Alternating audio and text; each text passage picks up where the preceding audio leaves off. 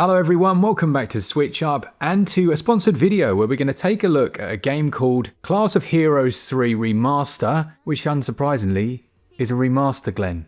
It is indeed, and it's a game that didn't release in the West first time around. I think it's been some 15 years since it released. It was a PSP game initially. Yeah, it's had a load of updates, a load of quality of life improvements, and a load of new content as well, hasn't it? It has. It's an old school dungeon crawling RPG, and obviously we'll dive into the whys and wherefores in a moment. And we'll have a copy of this to give away as it is a sponsored video. So just let us know what you think of the series if you played it before, or even if you haven't, down in the comments section. So what exactly is Class of Heroes 3 Remaster? Well, let's find out.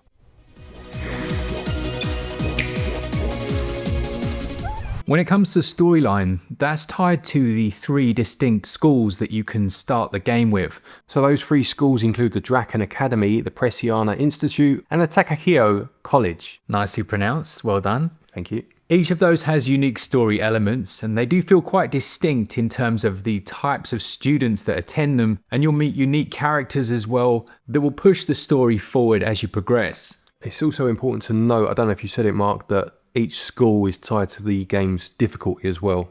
So depending on which one you choose, obviously will affect that.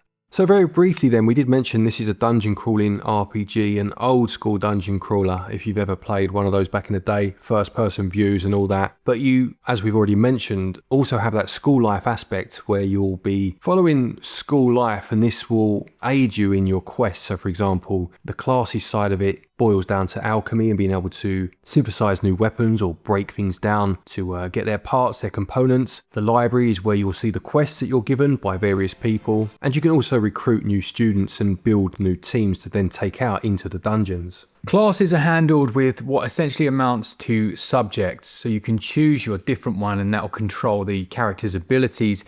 Now I believe in this version it's new that you can change that whenever you want, and you've got no penalty for doing so.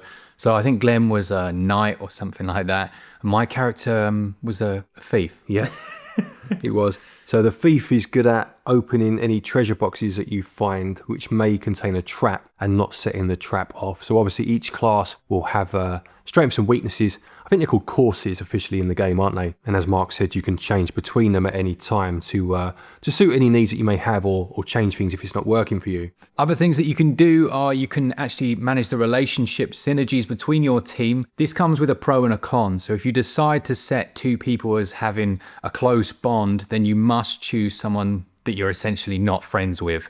That will then have a negative effect during combat. As well as this, you can create multiple teams of students from the dormitory and then send them out to different parts of the world. This can then allow you to have 2 teams or 3 located all over the map so that you can switch between them quite quickly. Let's move on to leaving the school now and going out into the various dungeons. So once you choose to do so, you can go into any dungeons that you have unlocked at that moment in time. And obviously further exploration will unlock more of these. And as I mentioned earlier, movement is handled from a first person perspective here. You move 1 square at a time, but you can also strafe this time around. So it's not just about moving forwards, backwards, turning left and right. You can actually strafe towards the left or right and save yourself a turn, because it does include random battles and you will run into these enemies without being able to see them on the map screen. One important thing is to make sure you visit the shop and purchase the maps so you don't play the game for an hour and a half without one.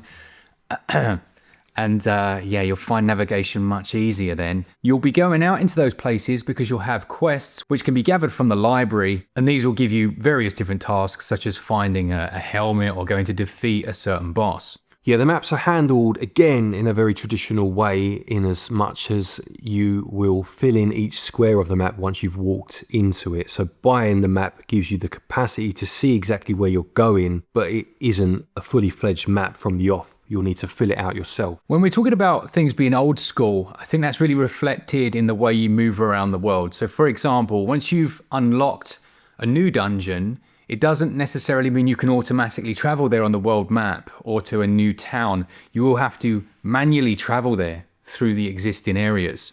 Yeah, so each area will have, they're almost like blue flags that you walk towards, and accessing these or clicking on these will take you to the next area of that particular dungeon.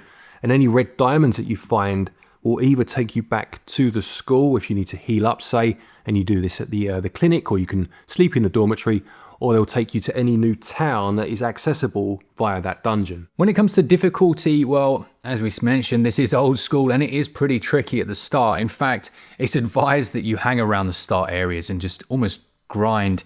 But when I say grind, a level gives you so much for each character, doesn't it? Yeah, levels take that bit longer to gain, but each time you do gain one, as Mark says, you do see that noticeable bump in your abilities and your health and what have you. And you do have the traditional magic points, and obviously characters that are more proficient in the ways of magic will have more magic points, and they will learn new spells as you level up. You also have skills which every character will gain as you earn more levels.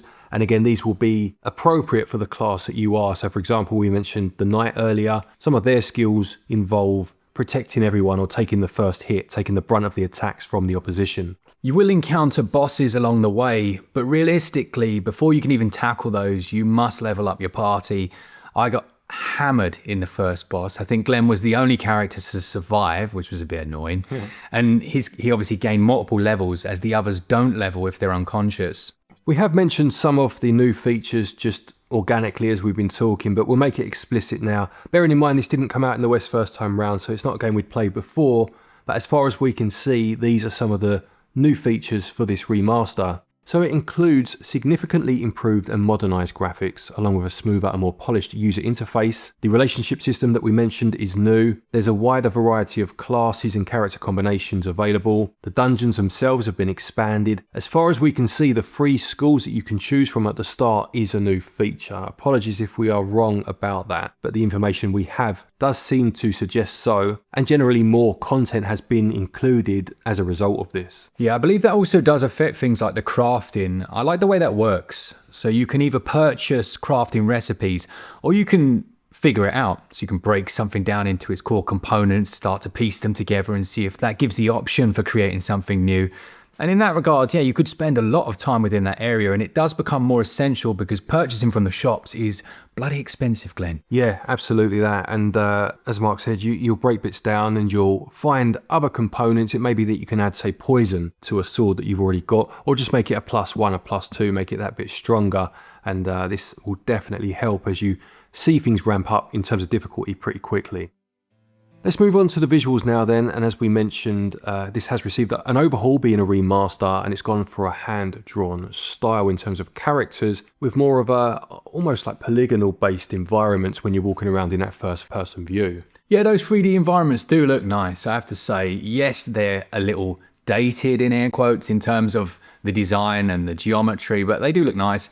And it has a few options like being able to remove the on-screen characters from the screen just by pushing the, I think it's the plus button, and it just clears that space. It is fully voice acted, and it does have quite a nice soundtrack as well, with that music ramping up when you enter combat.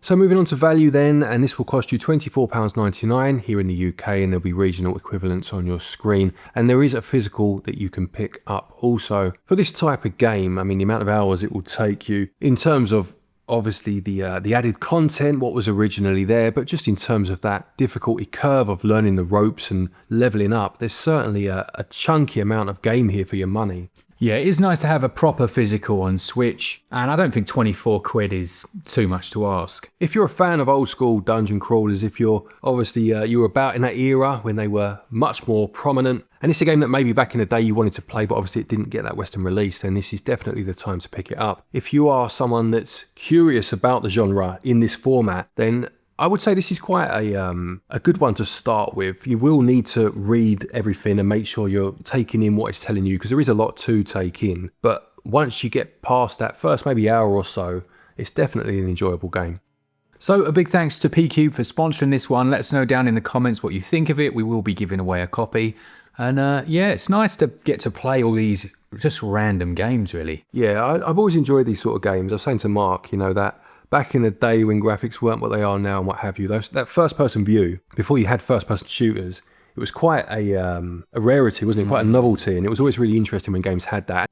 Thank you to our patrons and our channel members for your continued support, and to each and every one of you for watching our videos. Take care, and until next time, happy gaming.